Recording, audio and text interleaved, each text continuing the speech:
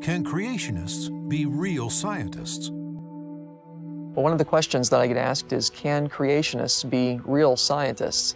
And that's something that I take rather personally as a creationist and as a scientist. Yes, of course, creationists can be scientists. And many of the scientists of the past have been creationists, and even in the present. I think of some of the greats of my own field of astrophysics. I think of Kepler, who developed the 3 laws of planetary motion. Kepler was a devout creationist, and yet you'll find his name in pretty much every astronomy textbook that's out there, because his contributions allowed us to predict the positions of planets much more accurately than had been done in the past. And he showed that planets sweep equal areas in equal times and develop the relationship between their period and the size of their orbit and so on. Really brilliant man, and he was a devout creationist, a young Earth creationist, by the way. I think of Isaac Newton. There's a name that everyone's heard of. Everyone's heard of the great Isaac Newton, one of the most brilliant men who ever lived. And yet Isaac Newton was a devout biblical creationist.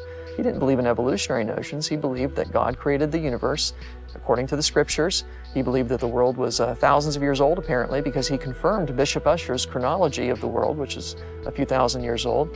And yet Isaac Newton was one of the greatest scientists that ever lived. He developed the laws of gravity and motion, and he formulated those laws and applied them to outer space, and was able to realize that planets orbit because of gravity and describe the nature of their orbits. He was able to prove Kepler's laws. Kepler had come along before Newton. And Isaac Newton he formulated the laws of gravity and motion and applied those to space. He basically developed the entire field of celestial mechanics. Brilliant mind. Newton was able to figure out what causes the little purple rainbow and when we look through a refracting telescope, and he designed a solution, the reflecting telescope, that gets rid of that. Newton developed the entire field of optics, co-discovered calculus. All these things were made up by this one man. He was a brilliant man and yet a biblical creationist. So of course scientists, creationists can be real scientists. That's not a problem. After all, the methods of science really have nothing to do with evolution. They all come out of a creation worldview. So when evolutionists and creationists do science, we're really doing it the same way. We assume that the universe is testable and repeatable and rational and logical, and that our minds are able to understand the universe. And if I do an experiment the same way, I'll get the same result even if I do it 20 times. We expect this underlying uniformity of the universe, and it works.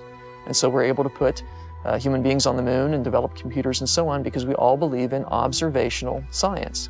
When we talk about the past, we've left operational science, and we're talking about origin science. And that's where you attempt to answer a history question using methods of science. And there's nothing wrong with that, but ultimately a history question would be better answered by consulting a history book. If I wanted to find out how long George Washington lived, the best way to do it would not be to take one of his buttons and radiometrically date it. The best way to do it would be to look it up in a history book.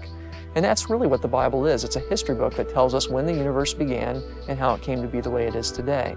But that's why creationists and evolutionists come to different conclusions about the past, is because, you see, we have a different view of history. We do origin science differently, but the way we do science in the present, operational science, is all the same.